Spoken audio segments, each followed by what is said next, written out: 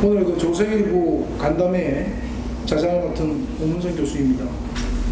자, 오늘 그 우리 토픽은 연구개발비와 설비 투자에 대한 세제 지원 방안입니다. 오늘 우리 발표자이신 우리 홍기영 교수님께서는 여기다가 우리 이제 서브 타이틀 하나 더 하셨습니다. 수탁 연구개발비 세액공제 도입 등을 중심으로 이렇게 달았고요. 자, 이 회의는 우리 이 세미나는 한 1시간 정도 소요될 예정입니다. 여기는 조선일보 회의실이고요. 이 세미나는 한국세무학회, 한국조세정책학회가 공동 주최하고 있습니다. 오늘 제가 발표자와 토론자를 소개해드리겠습니다. 발표자는 인천대학의 홍기영 교수님이십니다. 인사하십시오. 네, 안녕하십니까, 홍기용입니다. 토론자는 두 분인데요. 한 분은 한국조세재정연구원의 연구부분자로 계신 우리 전병복 박사님이십니다. 인사하십시오. 예, 안녕하십니까. 전병복입니다.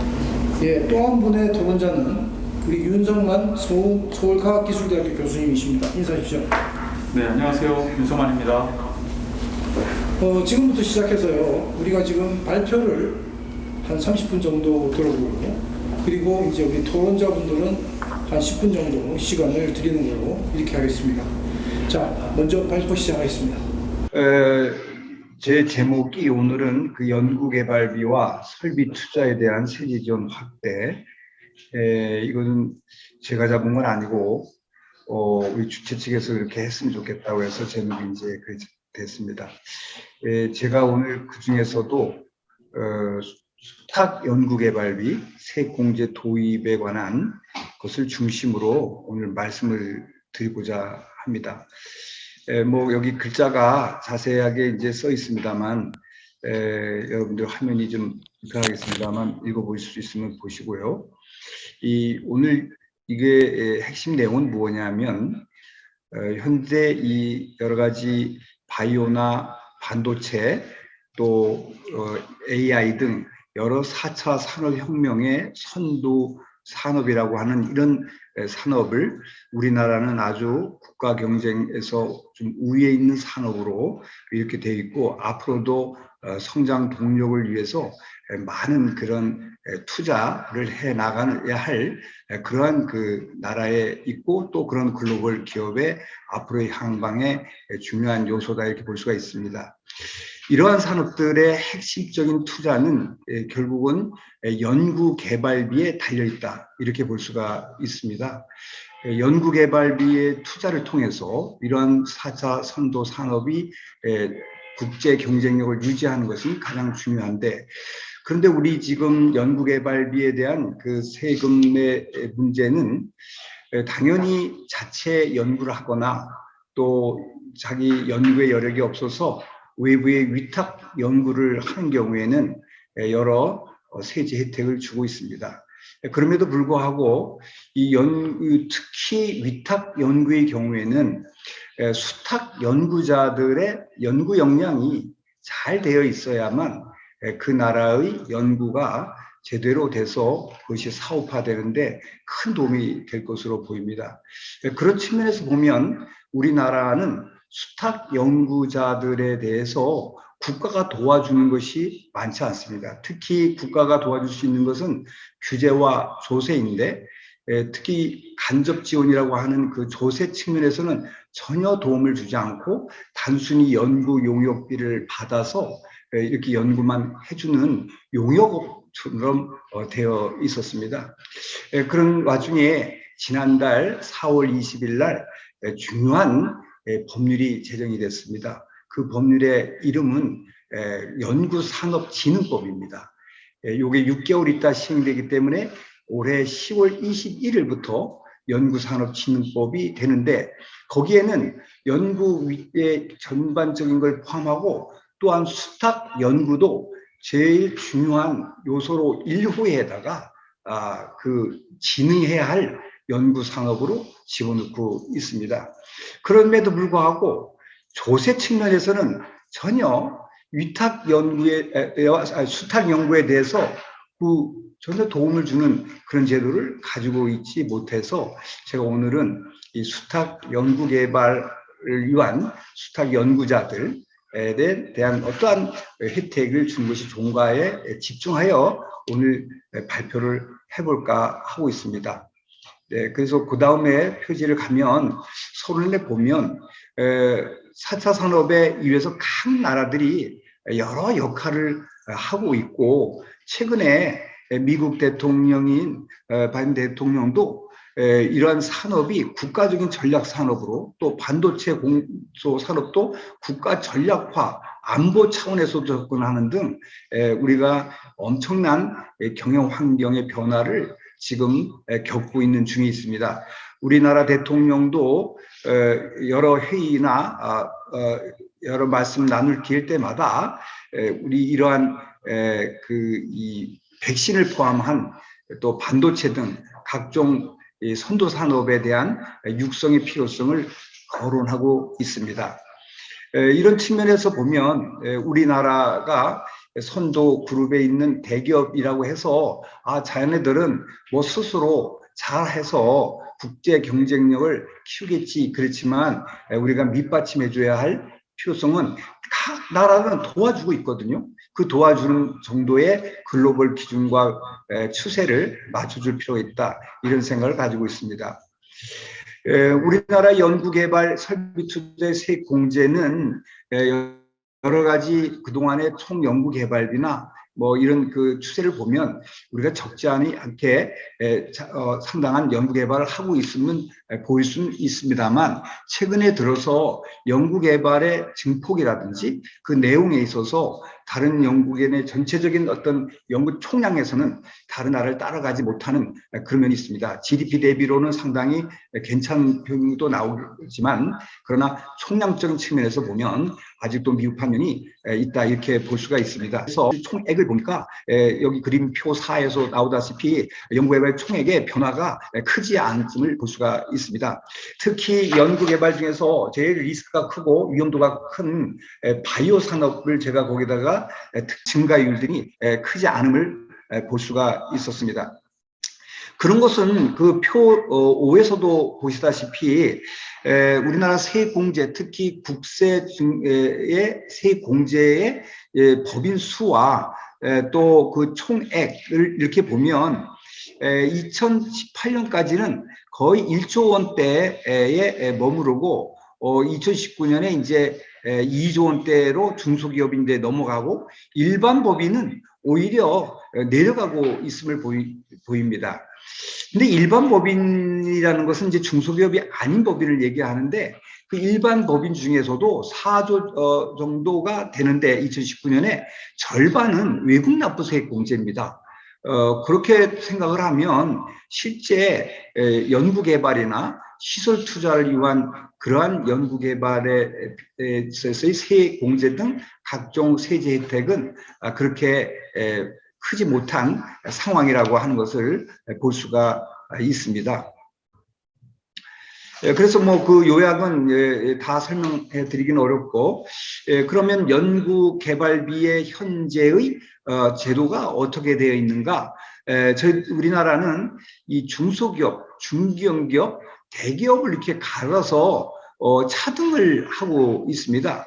그러나 우리나라의 이 바이오라든지 반도체라든지 인공지능 등 여러 선도적인, 또 배터리라든지 이런 것들은 대기업이 선도적으로 글로벌 경쟁을 이끌어가는 그런 것입니다. 이러한 그 대기업이 대해서 대기업도 대기업 나름입니다. 소비성 있는 대기업도 있고 뭐 여러 다양한 형태에 있는데, 선도적인 그룹의 대기업과 그렇지 않은 대기업이 차등이 별로 없어서는 뭐 그게 이 국가가 도와준다 하기에 민망할 정도가 될 수 있습니다.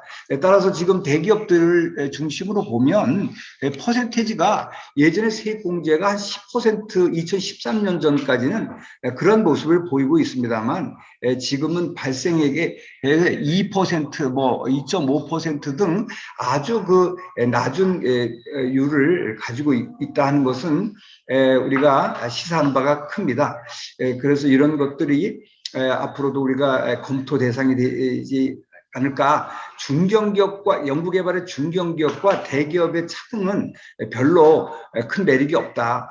특히 중소기업의 경우에도 뒤에 이제 설명을 했습니다만 여러 이 면세자가 많기 때문에 효과가 없다는 지적도 있어서 우리가 여러 검토를 더 해봐야 할 내용이라고 볼 수 있겠습니다.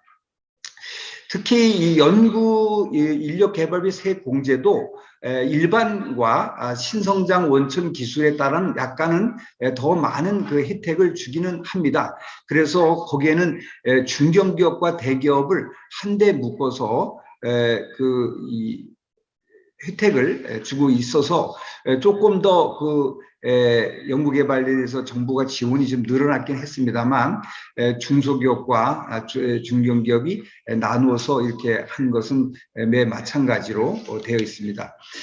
특히 또 설비 투자에서도 올부터 이제 통합 투자 세액 공제로 이제 여러 가지로 묶어서 이렇게 하고 있습니다만 총량의 입장에서 보면 그 세법 개정안을 보면 추계에서 큰 차이가 없게 이렇게 돼 있습니다. 그래서 뭐 통합 투자세 공제를 만들면서 추가적으로 세금을 더 주거나 그런 것은 없고 형식을 이제 바꿔놓은 것인데 거기에서도 특히 연구시험용 시설 이런 것들도 중소기업, 중견기업, 대기업 이렇게 해서 최대 중소기업 10%, 대기업 1도 3% 이렇게 신성장은 3% 이렇게 아주 차등을 크게 두고 있는 것이 특징입니다.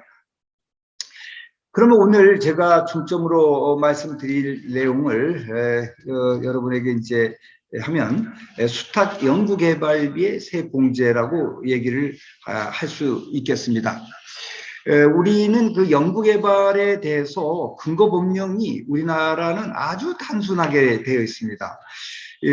조세의 특례를 인정을 받으려면 조세특례 제한법에 잘 기술되어 있어야 하고 거기에 정의에 맞아야 되는데 조세특례 제한법 2조에 보면 연구개발의 정의가 잘 써 있습니다.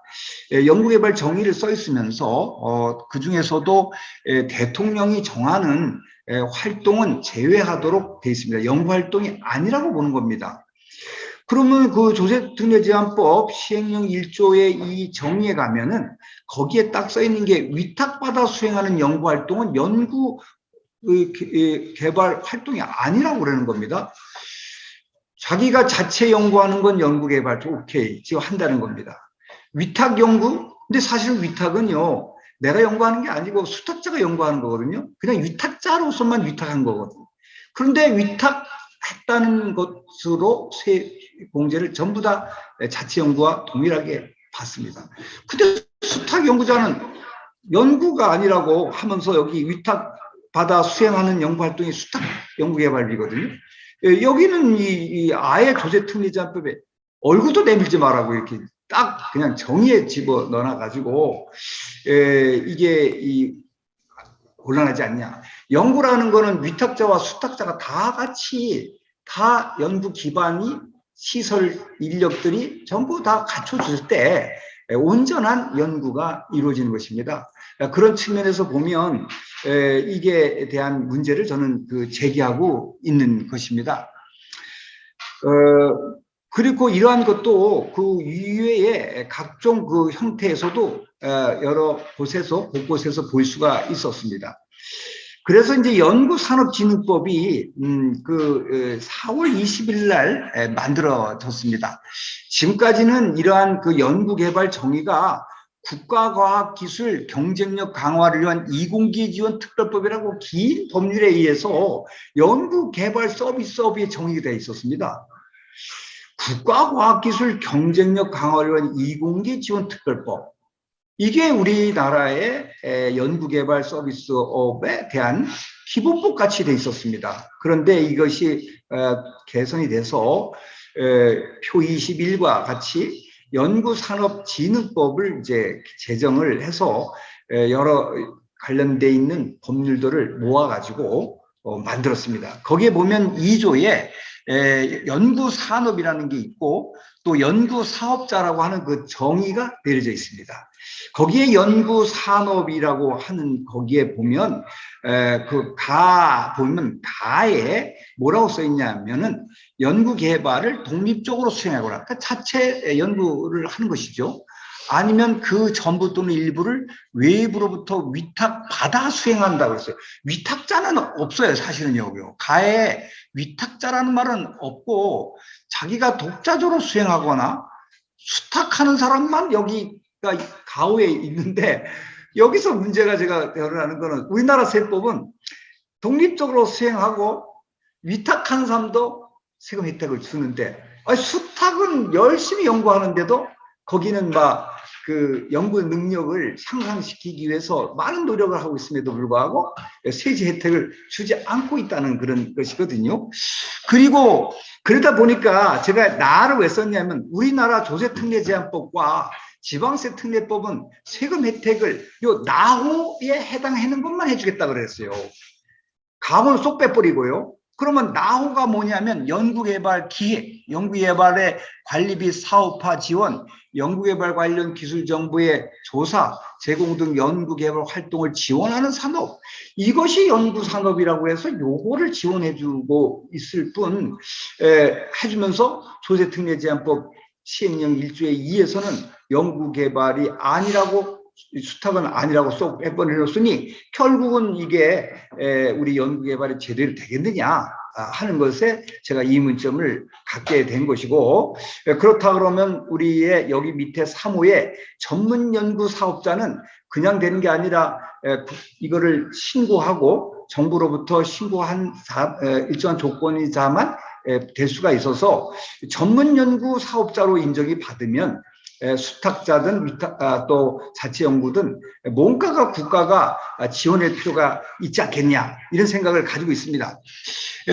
그리고 그런 거 관련된 법률을 보면 지원하라고 또 법률도 되어 있습니다. 어디냐면 12조 있지 않습니까? 여기에 12조 보면 국가 및 지방자치단체는 연구산업의 진흥을 위하여 전문 연구 사업자 및 그 종사자에 대하여 재정 및 행정적 지원 등 필요한 조치를 할 수 있다. 뭐 의무는 아니지만은 할 수 있도록 하는 근거 법령을 가지고 있습니다. 물론 우리나라의 조세특례에 여러 가지 문제가 있어서 다른 법률에서는 조세특례제한법에서 지정하지 않은 법률에서 마음대로 조세까지 깎아줘라 뭐 이런까지는 못 두지만은 이것이 무엇을 의미하냐 하면 국가가 도와주라 하는 것입니다. 그 국가가 도와줄 수 있는 건 뭐 있겠습니까? 제일 대표적인 게 조세거든요. 그래서 이런 것들을 우리가 잘 이 취지를 살려서 조세 정책도 상당한 변화가 있어야 되겠다 이런 생각을 가지게 된 것입니다. 그 부수법으로 거기 부칙에서 국가기술 경쟁력 강화를 위한 법에서 이런 것들을 전부 삭제토록 해서 연구산업진흥법으로 전부 모으도록 한 바 있고요. 거기 가면 또 조세특례법 7조도 당연히 여기서 나호, 제가 읽었습니다만 연구기획 등 이런 가호는 빼고 나호만 조세특례제한법에서 연구개발로 보고 있고 지방세특례제한법에서도 동일한 조문 한 글자도 안 바뀌고 조세특례제한법 똑같은 문구가 여기 들어가 있습니다. 이렇게 돼서는 이게 연구가 우리나라가 제대로 되겠느냐. 이공계 학생들이 나와가지고 연구 시설을 만들고 연구 기관을 만들어서 각종 중소기업의 연구를 수탁을 받아서 연구를 해준대. 단순히 연구 용역비 받는 것처럼 하고 있다 그런 얘기입니다. 그런 우수한 인력들이 연구기관을 만들 때 국가가 도와줘야지, 도와주지 않고 연구 용역비 받아서 거기에 법인세나 걷어가고 이런 정도로 해서는 되겠느냐. 그래서 아마 연구진흥법에 이러한 것들이 강조됐다고 저는 보고 있습니다. 그러면 다른 나라가 그러면 어떻게 하고 있느냐 그런 얘기거든요. 다른 나라에 제가 조사를 해봤습니다. 그랬더니 OECD 국가에 한 37개 국가 정도 됩니다. 11개 국가에서 어떤 형식으로 간에 수탁 연구 개발 기업에다가 세금 혜택을 주고 있다는 것입니다. 물론 지금 현재로서는 우리나라를 비롯해 많은 대다수는 수탁 연구개발 기업이나 자체 연구기를 하는데 많은 그 세제 혜택 주고 있는 건 사실입니다. 그러나 수탁 연구개발 기업이 수탁 연구에서 위탁자에게는 세금 혜택을 안 주고 수탁자만 주는 나라도 있고, 위탁자와 수탁자를 동시에 주는 나라도 있고, 또 아니면 선택을 해서 상황에 따라 위탁자에 주는 경우와 수탁자에 주는 경우 이렇게 나눠져 있습니다. 그렇게 함으로써 수탁자들이 상당한 이제 연구를 해서 하는데, 우리나라 바이오 산업을 예를 들면요, 바이오 산업은 그 새로운 물질, 약이나 신약들의 물질을 찾아내면 그런 건 중소기업에서도 여러 시험 과정에서 할 수 있는 것이 있습니다. 그런데 이것을 사업화하려고 하면 특히 이쪽은 상당히 인체화에 영향을 미치는 큰 문제가 되기 때문에 반드시 임상시험을 거치게 되고 하는데, 그 과정이 시간도 길고 시설도 엄청 들고 인력도 상당히 들고 있습니다. 그래서 그런 것들은 중소기업들이 있는 그런 바이오 산업이 직접 담당할 수가 없습니다. 대부분이 위탁을 주고 있는데, 그 위탁을 어디에 주고 있냐면 외국에 많이 간다는 겁니다. 그 왜 외국에 가느냐 하니까, 우리나라는 수탁자들에 대한 도와주는 시스템이나 조세나 이런 데서 경쟁에서 이길 수가 없다는 얘기입니다. 그래서 외국에다가 놓으면 외국에는 세금도 깎아주니까 당연히 연구비가 낮을 수밖에 없겠죠. 그러니까 그러한 측면에서 보면 우리나라의 연구 기반을, 다른 나라의 연구 기반을 북돋워 주는데 기여하고, 우리나라는 오히려 상대적으로 못 미치게 하는 그런 게 아니겠느냐 생각이 돼서, 이러면 안 되겠다 이런 생각에서 제가 이 연구에 돌입을 한 것입니다. 그렇기 때문에 이런 과정을 우리가 소개해 줄 필요가 있고, 이 조세특례제정법에 빈틈도 한 푼도 안 주고 수탁 연구자에게는 아무런 주지 않도록 아예 정의상 묻는 거는 문제가 있다고 저는 봐서 몇 가지 좀 개선점이 있지 않겠냐, 이렇게 보는 겁니다. 우선 그 법령에서 위탁받아 수행하는 연구활동의 시행령의 조특법에 있는데, 저는 그거를 삭제하거나 아니면 특정 산업 우선으로 참고로 넣는다면, 이거를 산업을 저는 아예 삭제하는 것이 좋다고 저는 생각을 합니다. 그러면 어떻게 되느냐? 위탁자에도 주고 수탁자에도 주고 양쪽에 다 주면은 이거 이중 공제해주고 너무한 거 아니냐, 이런 측면도 있을 수 있습니다.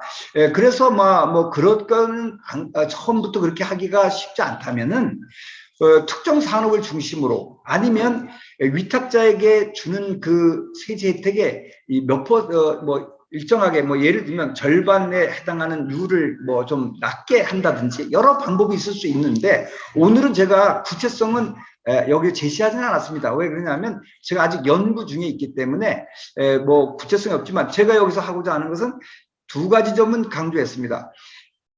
수탁자에게 전면 개방하거나 아니면 특정 산업 정도부터 시작을 하라. 제일 많이 위수탁이 이루어지는 것이 바이오 산업이니 바이오 산업부터라도 이런 것들이 도입이 되면 좋겠다 하는 것이 저의 오늘 그 발표의 요지의 핵심이라고 이렇게 볼 수가 있습니다. 그래서 저는 여기다가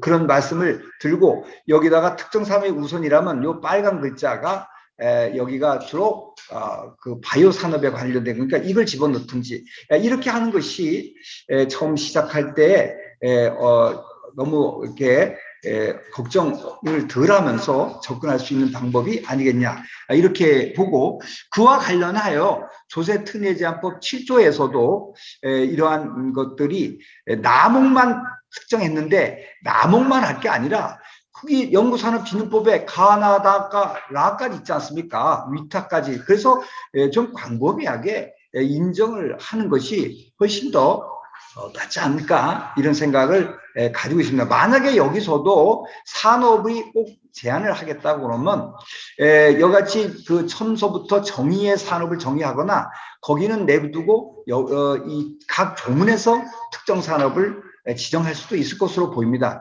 그러나 이제 이렇게 되면 너무 복잡하고 하니까 저는 아예 대통령령만 바꿔도 될 수 있게 지금 현재 돼 있거든요. 따라서 이런 방법에 위에 있는 방법을 좀 활용하는 것이 더 수월하지 않을까 이런 생각을 가지고 있습니다. 그 다음에 그 특정 산업 수탁 연구개발 조세 특례 연구에서 여러 개선에서 특히 10조나 이런 데서 특정 산업을 여기 집어넣을 수 있는 근거 법령을 놓고 시행령에서 특정 산업을 넣어주는 이런 법률도 개정이 필요성이 있지 않느냐 이런 것을 말씀을 드릴 수 있습니다. 그 다음에 중소기업에 대한 연구개발 장려금 및 설비투자 장려금을 얘기를 한 건 뭐냐면 사실 우리나라 여기 지금 표에 있습니다만 우리나라의 법인세 신고 법인 수가 한 9만 명의 법인이 있습니다. 그 중에서 40여만 개의 법인만 세금을 내고 나머지는 사실상 면세자입니다. 대단한 그 면세 비율을 차지하는데 49% 무려 절반은 그런데다가 세액공제를 계속 해주겠다고 우리가 유인책을 줘도 지금 뭐 세금 안 내고 있는 사람에게 뭐 유인책을 계속 던져 본들 효과가 있을 수가 없습니다. 그리고 특히 바이오 산업 같은 경우에는 물론 이번에 2월 공제가 5년을 10년으로 늘리기도 했습니다만 10년이 가기 전에 망할 수 있는 겁니다. 왜 망하냐? 아니 사업화가 돼야 되는데 사업하기 전에 또 이 바이오는 실패 확률이 아주 다른 데보다 많기 때문에 이러한 과정에서 이 재정적인 그 부담 등 여러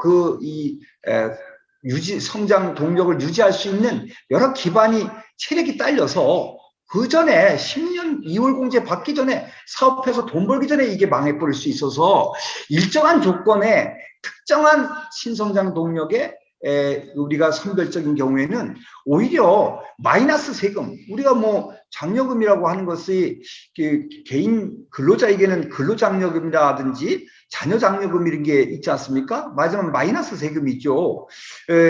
그런 사업자에게도 우리나라가 꼭 필요한 연구개발 특정 산업이나 특정 분야에 대해서는 중소기업 같은 데 이런 데는 장려금이 줄 수도 있다 하는 면을 제가 일단 거론을 하는 정도로 하고 넘어가도록 하겠습니다. 그 다음에 세 번째로는 지금 아까도 조금 말씀드렸습니다만 연구개발 이런 때 대기업에 너무 인식해졌습니다. 2013년도에 상당히 이제 우리가 10%씩 기업은 가리지 않고 해줬는데 여기 보시다시피 연구개발비가 일반 법인들이 여기 세공제가 더 떨어졌어요. 여기 이렇게 이런 걸 보면 중소기업은 그렇다고 늘지도 않았습니다. 1조 원대를 그대로 1조 2천억대를 그대로 유지하고요. 표 29를 보고 있습니다. 일반 법인은 중소기업이 아닌 법인은 2017, 18, 19를 보면 2019는 더 떨어졌습니다. 그거는 말이죠. 국가가 세금의 지원이 약했다. 이렇게 볼 수가 있는 것입니다.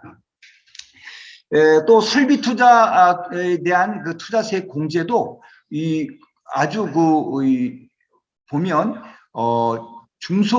기업이 일반 법인에 비해서 6배에 해당하는 큰 돈을 쓰고 있습니다만 일반 법인에 대해서는 너무 인색한 면이 있어서 최첨단 산업으로 글로벌 경쟁을 가고자 하는 그 대기업이 궁극적으로는 우리 국가 경제에 이바지하고 국가의 국민들의 일자리를 창출하는 것은 당연한 얘기고 그것이 중소기업과 서로 상생 공존할 수 있는 기반이 되기 때문에 대기업이라고 해서 이제는 너무 이렇게 차등을 줘야 할 이유가 없지 않느냐 이런 생각을 갖게 됩니다. 이러한 보면 법인세 규모나 또 국제사회를 보면 우리나라가 2013년도에 이후에 보면 GDP 성장률이 급격히 떨어져 가고 있음을 볼 수가 있는데 마치 그것이 꼭 연계가 됐다고 볼 수는 없지만 2013년에부터 이러한 연구개발 투자에 대한 정부의 세액 공제 제도가 10%가 쫙 그냥 3분의 1 수준으로 내려가게 이렇게 바꾼 거는 연구에 대한 우리가 경시한 게 아니겠냐.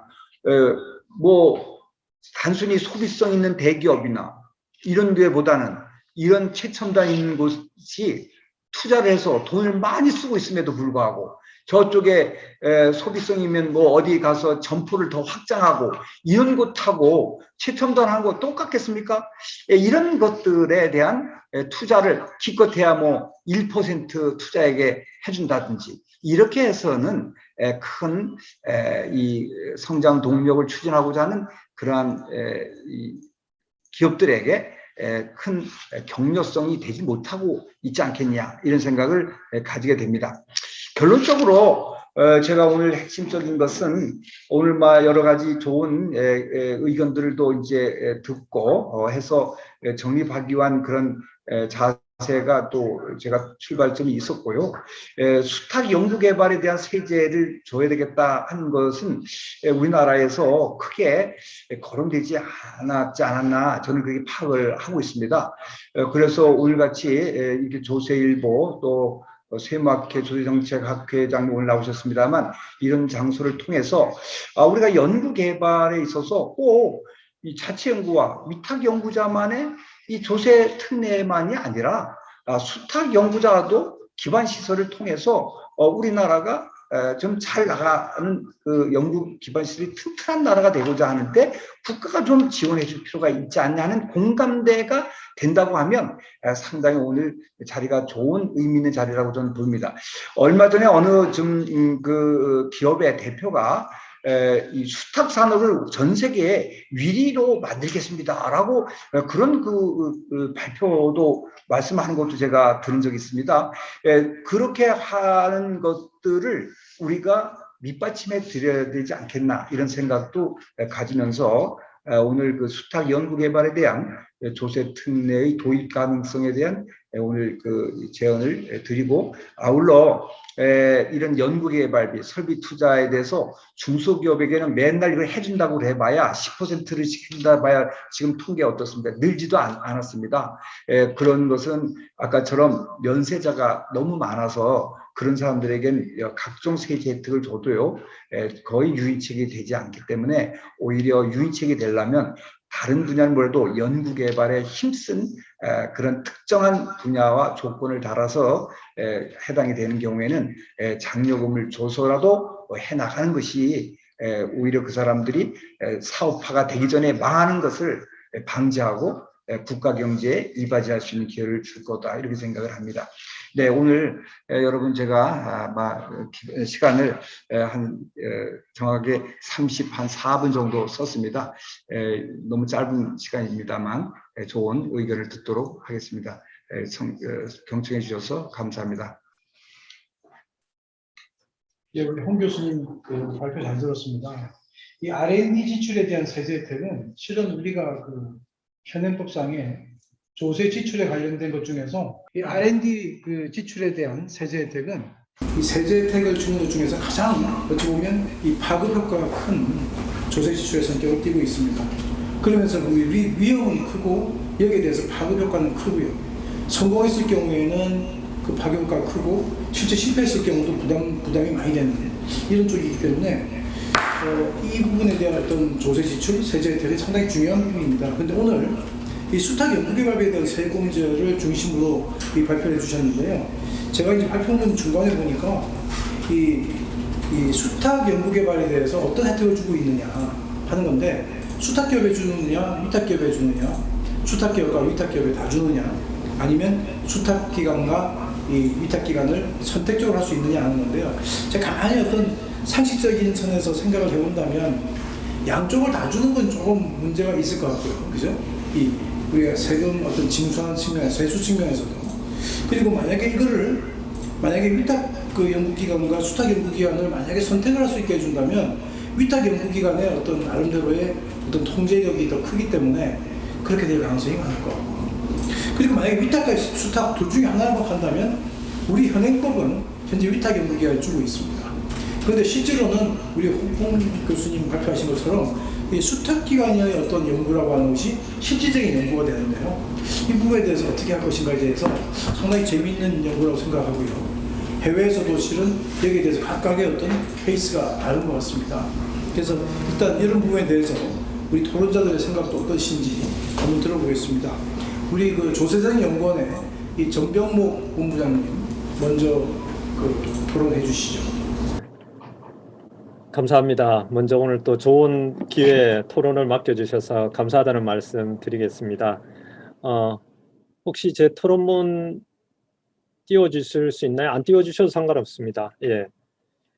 저는 크게 두 가지 방향에서 말씀을 토론을 하려고 합니다. 첫 번째는 이제 세제 지원의 연구개발비나 설비 투자 세제 지원의 좀 일반적인 논리에 관해서 말씀을 드릴 거고요. 그 논리에 기반해서 이제 우리 수탁연구 R&D에 대한 세액 공제, 그 다음에 연구개발 장려금 일종의 저는 이제 환급형 세액 공제라고 생각하고 있습니다.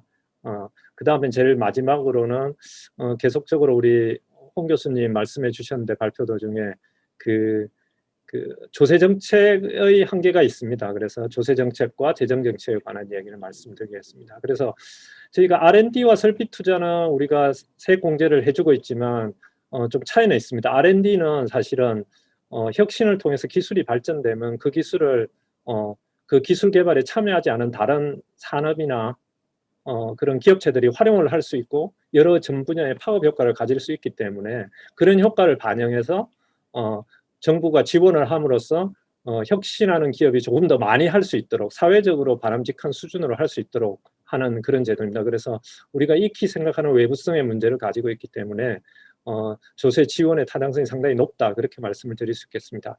다만 이제 문제는 뭐냐 하면은 저희가 이제 보통 R&D 세액 공제는 투입 인건비 공제 방식을 많이 취하고 있습니다. 그래서 그 투입 인건비가 실제적으로 R&D 활동에 투입됐느냐 거기에 대해서 사실은 판단하기가 세무행정적으로 관리하고 판단하기 어려움이 존재합니다. 현재는 특정한 요건을 갖춘 연구소에 소속된 인원에 대해서 인건비에 대해서 이제 하고 있는데요. 사실은 뭐 소속됐다고 하는 것이 그 사람의 업무 자체가 R&D라는 걸 확률은 높지만 보증하는 것은 아니기 때문에 세무행정적 관리에 좀 어려움이 있는 그런 문제는 가지고 있다 말씀을 드리겠습니다. 반면에 설비 투자는 R&D와 같이 뭐 파급 효과는 없습니다. 자기가 설비 투자를 통해서 효과를 기업은 받는 것이고 국가적으로는 약간 경기의 변동성을 완화해서 완화할 뿐만 아니라 고용 유발 뭐 이런 긍정적인 효과를 갖게 됩니다.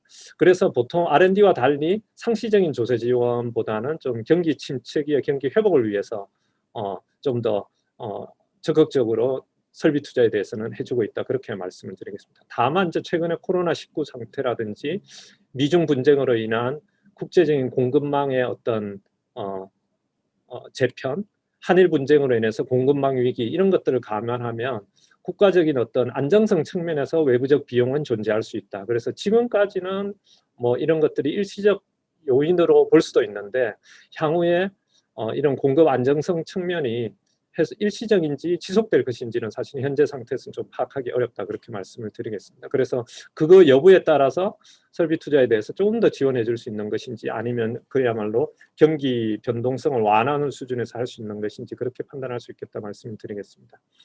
세제 지원의 방식 및 선택을 보면 사실 지금까지는 비환급형의 세액 공제를 활용하고 있습니다. 그래서 그 당시 세금에서 세액을 공제해주고 됩니다. 그래서 그렇지만 이제 이 경우에는 말씀하셨다시피 이익 발생 이전 단계의 창업기업, 이익이 거의 없는 중소기업 등에서는 되게 이제 지원 효과가 이익 발생 시까지 제한적으로 나타날 수 있다. 2월 공제를 해주고 있지만 제한적으로 나타날 수 있는 그런 한계가 있습니다. 그래서 비용을 쓴 시점과 지원하는 시점이 조금 차이가 있다. 특히 또 이제 말씀해주신 바이오 산업 같은 경우에는 실제적으로 이익을 받을 수 있는 시점이 아주 먼 미래이기 때문에 그 기간 동안 이 기업이 살아남을 수 있을지 그런 부분도 문제가 될 수 있겠습니다. 환급형 세액 공제는 지출하자마자 바로 지원을 받는다는 측면에서 이제 지원 측면에서는 바람직한데요.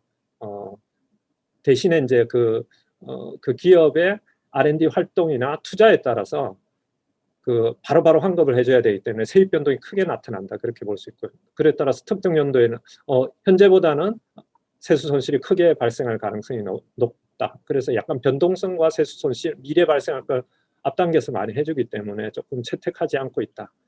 그렇게 말씀드릴 수 있겠습니다. 또 환급형은 이제 지원할 세액 공제가 그렇게 그 법인에게 급하냐를 놓고 판단하면 뭐 대기업은 그렇게 뭐 급하지 않을 수 있고요. 그래서 큰 뭐 필요성은 없는 것 같고 중소기업은 뭐 중소기업이라서 꼭 급하다고 할 수는 없겠지만 만약 그 생존에 어려움이 있는 중소기업은 급하다 그렇게 볼 수 있을 것 같습니다.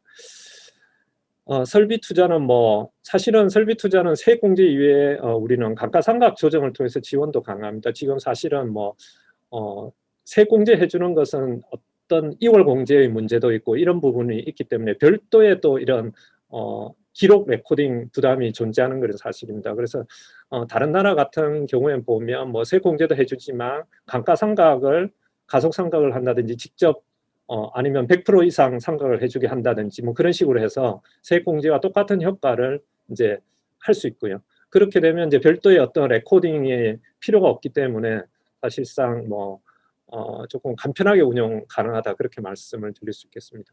그래서 전반적으로 이제 R&D 및 설비 투자 유도 목적에 맞게 조세 지원 제도를 설계할 필요가 있다.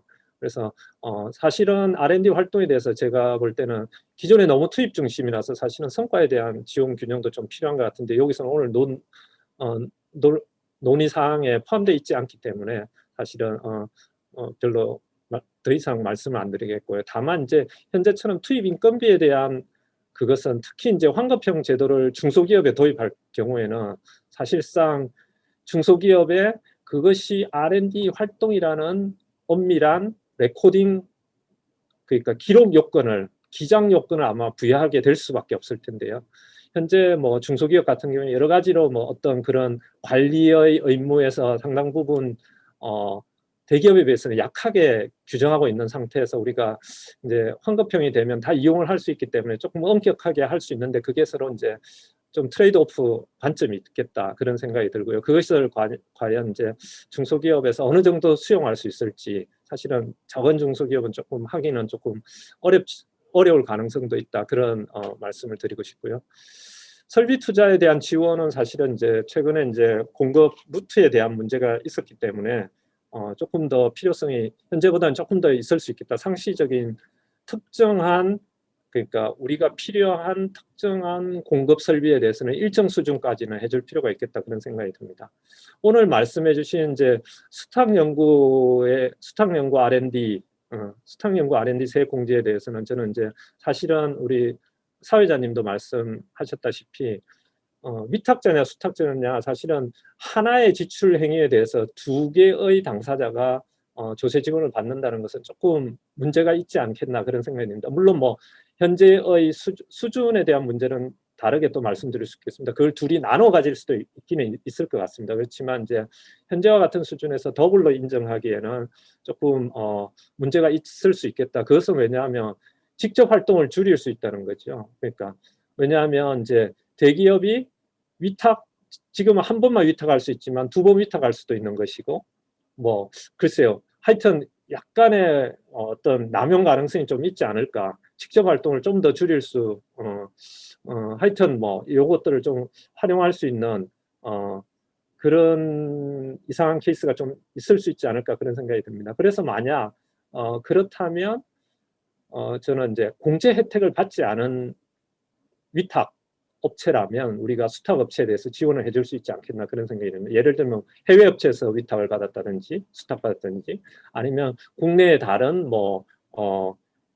무슨 펀드라든지 아니면 정부라든지 뭐 정부는 조금 애매하긴 한데요. 뭐 펀드라든지 이런 쪽에 어쨌든 법인세 혜택을 받지 않은 그런 부분이 받았을 경우는 수탁 업체가 저희들은 충분히 그런 활동에 대해서 세액 공제를 받을 수 있겠다 그런 생각이 듭니다.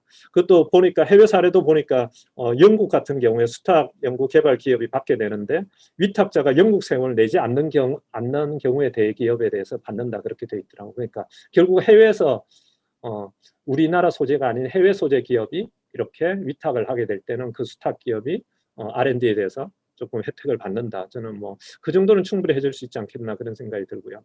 두 번째는 이제 만약 스타트 기업이 받을 수 있다면 어떤 경우가 될 수 있겠나. 저는 현재 우리 홍 교수님 발제 자료에도 말씀드렸다시피 대기업과 중소기업의 R&D 활동에 대한 우리 지원의 격차가 상당히 큽니다. 그 이유가 상당히 이제 사실은 뭐 그 이유가 타당성 여부를 떠나가지고 현재 이제 큰 격차가 있고요. 그래서 만약 대부분의 이제 위탁이 일어난다면 대기업이 중소기업을 통해서 뭐 바이오 같이 이렇게 소규모 중소기업에 대해서 위탁을 할 수 있는 걸로 보입니다. 그러면 사실상 대기업과 중소기업이 하는 활동에 대해서 중소기업이 할 때는 훨씬 많은 걸 받을 수 있는데 대기업은 적게 받기 때문에 그 차액 정도에 대해서 차액에 뭐 모르겠습니다. 그런 전체적으로는 중소기업이 받는 거를 넘지 않는 수준에서 대중소기업이 결합해서 공동으로 하게 되면 좀 중소기업에게 추가적으로 어차피 대기업은 아주 낮게 0에서 2%를 받고 있기 때문에 조금 더 해주는 방안도 우리 홍 교수님 취지에 조금 더 부합하지 않을까 그런 생각이 듭니다. 그리고 마지막으로는 이제 연구개발 장려금 환급형세 공제는 아까도 잠깐 말씀드렸다시피 사실은 뭐 세입에 지나친 충격을 줄 수 있고 변동성을 크게 초래할 수 있어서 저는 중소기업에 대한 또 적절한 우리가 세정적인 관리도 하기 어렵다는 측면에서 바로 도입하기는 조금 어렵지 않겠나 그런 생각이 들고요. 오히려 중소기업이나 바이오 업체 같은 경우는 투자 시점과 이익 시점이 지나치게 길기 때문에 그런 부분에 대한 어떤 금융적 지원, 그 기업이 어쨌든 투자를 받아서 살아갈 수 있도록 자기의 성과에 대해서 받을 수 있는 그 기간 동안 살아갈 수 있도록 금융 지원 쪽 사실은 조세는 워낙 뭐 이익이 있어야 모든 게 가능하니까 그런 금융 지원, 재정 지원 쪽에서 조금 결합해서 하는 것이 조금 더 효과가 있지 않을까 그런 생각을 가지고 있습니다. 그래서 모든 문제를 조세가 해결할 수는 없는 것이고요. 약간 그런 투자 기간이 아주 긴 아니 투자 회수 기간이 긴 사업이나 산업에 대해서는 조금 재정과 같이 하거나 그런 재정 투자자에 대해서 조세가 조금 더 혜택을 준다든지 그래서 조금 더 운영 자금이나 투자 자금이 잘 흘러갈 수 있도록 해주는 방안도 좀 대안적으로 생각해 볼 수 있지 않을까 그렇게 생각했습니다. 예, 이사입니다. 감사합니다. 전병무 본부장님 이제 우리 그 토론 들었습니다. 자, 마지막으로 우리 서울과학기술대학의 윤성만 교수님 토론 듣겠습니다. 네, 안녕하세요. 서울과학기술대학교 윤성만 교수입니다. 먼저 홍기용 교수님께서 발제해 주신 그 수탁 연구개발 산업 활성화 차원에서 수탁 연구개발에 대한 세제 지원을 확대해야 한다라는 그런 필요성과 타당성은 이제 충분하다고 생각하고 저도 동감하는 바입니다. 이제 특히 그 국가 경제 활성화나 산업의 국제 경쟁력을 제고하기 위해서 대기업과 중소기업 간 차등 지원폭을 완화할 필요가 있다는 점에 대해서 제가 이제 주 토론을 좀 구성을 했고요. 토론 내용은 이제 최근 연구개발과 관련된 재정 지출, 그 다음에 조세 지출 규모가 어떤 주세로 이루어지는지, 그 다음에 최근 연구개발과 설비 투자에 대한 세제 개편이 어떻게 이루어졌는지, 마지막으로 저의 개인적인 추가 개선 사항 순으로 이렇게 말씀드리도록 하겠습니다.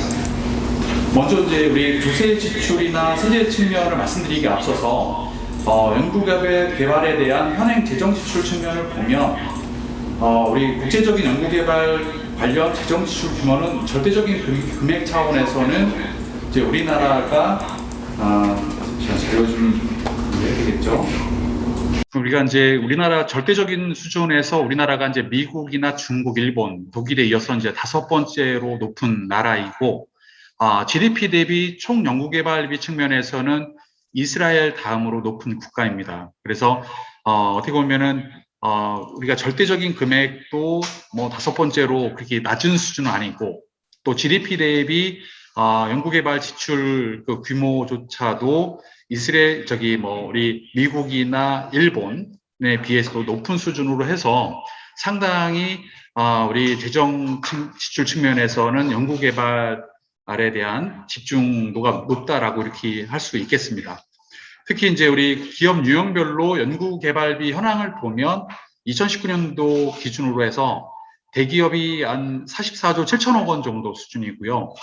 중견기업이 한 10조 2천억 원, 그다음에 중견기업이 한 8조 원 수준으로 이렇게 나타나고 있는데, 대기업과 중견기업이 이제 중소기업이 아닌 대기업과 중견기업이 차지하는 비중이 한 62.5%, 14%로 각각 이렇게 나타난다라고 할 수 있겠습니다.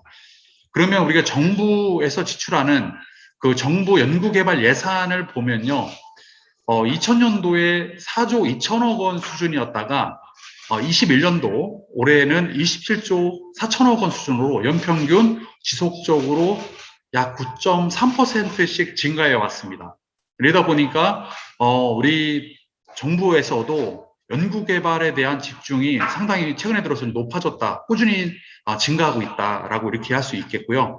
그 다음에 그만큼 이제 우리 정부도 연구개발이 우리 국가 경제 성장의 동력으로서 역할을 하고 있고, 또 이제 기업들이 밖으로 나가서 국제 경쟁력을 제고하기 위한 원천이라는 점을 충분히 공감하고 있다라고 생각합니다. 그러면 이제 그 재정 지출이 아닌 조세 지출 측면을 보면 연구 개발 분야 관련 조세 지출은 올해 21년도 총 3조 1천억 원 수준으로 전망을 하고 있고요. 이런 전체 조세 지출 총액의 5.5% 수준을 차지하고 있을 만큼 조세 분야에서도 우리 연구 개발에 대한 지원은 소홀히 하지 않고 있다라고 이렇게 할 수 있습니다. 다만 2016년도부터 21년도까지 국세 감면액 대비 연구 개발비 비중은 뭐 5.3%에서 7.4%인데 평균 한 5.5% 정도 되거든요. 그런데 19년도부터 21년도 최근 한 3년 동안 3년 동안은 예년에 비해서 좀 낮아졌다라는 것이 좀 우려스럽습니다. 그러니까 종전에도 꾸준하게 지출해왔고 현재도 비중도 높지만 최근 3년 동안이 과거보다도 좀 1% 정도가 낮아지는 수준이어서 조세 감면 측면에서는 조금 약간의 좀 소홀함이 좀 있겠다라고 생각이 됩니다. 그 다음에 우리 조세특례 제한법상의 현재 연구개발과 관련된 조세 지출은 총 18개 항목으로 구성이 되는데요. 이 중 18개 중에 연구개발비 세액공제가 올해 약간 2조 8천억 원 정도 규모로 해서 가장 크게 이렇게 편성이 되어 있는 상황입니다. 그 다음에 이제 19년도 기준으로 해서 우리 연구인력개발비, 일명 연구개발비 세액공제 신고 현황을 보면 중소기업과 대기업의 신고 법비수가 각각 뭐 32,000여 개, 또 1,400여 개 이렇게 나타나고 있는데요. 통상 이제 금액을 보면 중소기업이 한 57%, 그다음에 대기업이 약 43% 이렇게 차지한다라고 할 수 있겠습니다. 특이한 점은 최근 세액공제 추세를 보니까 중소기업의 신고 건수와 금액이 상대적으로 대기업에 비해서 최근에 들어서 높은 수준으로 증가하고 있다는 겁니다. 그러다 보니까 대기업에 비해서 중소기업에 대한 지원은 커졌지만 아까 이제 그 재정지출 측면에서 이제 중소기업과 대기업의 연구개발비 지출 금액을 보면 오히려 대기업은 더 늘어난 상황이거든요. 그래서 대기업은 지출을 많이 하고 있는데 상대적으로 좀 혜택은 좀 감소했다라고 이렇게 볼 수가 있겠습니다. 그래서 이제 최근에 연구개발과 관련된 세제 개편 사항을 보면요, 대부분이 이제 연구개발비 내지 시설투자 세액공제 적용 요건을 완화하고 또 공제 대상이나 혜택을 확대하는 방향으로 해서 이렇게 지원을 많이 해주려고 하는 방향으로 개편이 돼 있다라고 할 수 있겠습니다. 대표적인 예로 올해부터 특정 시설 투자 세액 공제가 이제 9개 항목으로 이제 통합이 됐던 건데요.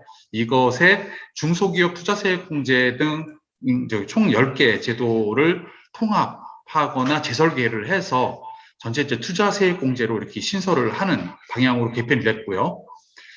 작년부터는 연구개발비 세액공제 중에 위탁 및 공동연구개발비 세액공제 요건을 확대를 했습니다. 아까 홍기욱 교수님께서 말씀하시는 거는 수탁 연구개발비 부분에 대해서 이제 말씀하셨지만 오히려 위탁이나 공동연구개발에 대해서는 더 지원을 많이 해주는 방향으로 이미 바뀌었습니다. 그럼에도 불구하고 아까 말씀하신 것처럼 수탁 연구 개발에 대해서는 지원이 전무한 상태로 있다라는 것으로 볼 수 있겠습니다.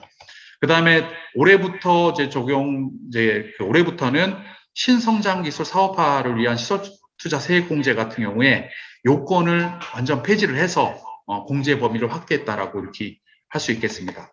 또한 올해부터 물론 2월 세액 공제 2월 공제 기간을 기존 5년에서 10년으로 이렇게 확대하는 것도 어떻게 보면 연구 개발 활동을 지원하는 측면으로 이렇게 됐다라고 할 수 있겠습니다. 그래서 이제 결국 제가 말씀드리고자 하는 것은 연구 개발에 대한 정부 지원 목적이 어떻게 보면 국가 경제의 성장 동력과 그다음에 기업의 국제 경쟁력 제고라는 측면에서 이렇게 이제 취지를 찾을 수가 있는데 중소기업 대비 대기업이나 중견기업에 대한 과도한 차별 지원을 한다라는 것이 좀 불합리하다고 생각합니다. 어떻게 보면 우리가 최근에 이제 국제적인 추세를 보면요, 중국 같은 경우에는 중소기업과 대기업에게 동일한 공제율을 적용하고 있습니다. 19년부터 이미. 그 다음에 일본 같은 경우에도 최근에 한시적으로 중소기업과 대기업 간에 이제 유사한 그런 공제율을 적용하고 있고, 영국도 아까 이제 홍경 교수님이나 전범부장님께서 말씀하셨듯이 환급형 세액공제 도입을 통해서 최근에는 중소기업과 대기업의 R&D 투자에 대한 정부 지원율이 유사한 수준까지 이렇게 조정이 됐습니다.